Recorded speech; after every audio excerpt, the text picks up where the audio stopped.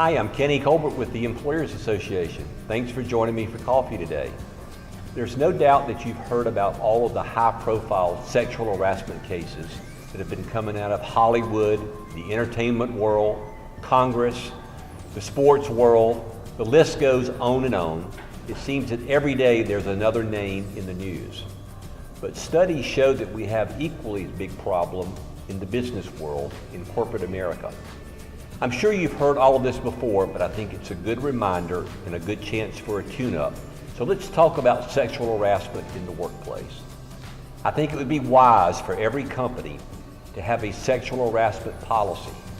And in that policy, you give some specific examples of what is sexual harassment, especially the light gray harassment, the jokes, the comments, the emails, the things that a lot of people think are funny, but really could turn into be something illegal.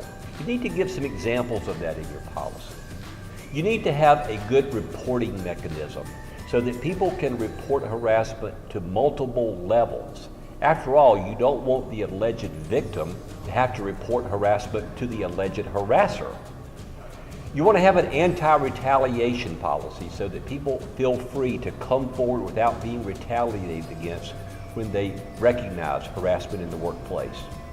Another key element, you want to make sure that everybody reports harassment, even if they are a victim or not. If they just hear about it, or if they observe it happening to somebody else, it is their obligation to come forward. You want to tell your employees in your policy that you will do prompt and thorough investigations. And likewise, you want to tell them that you will administer swift discipline if someone is found guilty of harassment. But simply having a policy in a handbook or putting something on the bulletin board is not enough.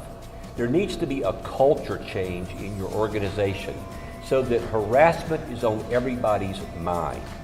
You want to bring up harassment at staff meetings, departmental meetings, annual meetings. I think it's a great idea that every 12 to 18 months you have someone come in and address all of your employees, and especially your management employees, on harassment. And this needs to be done every year, every 18 months or so.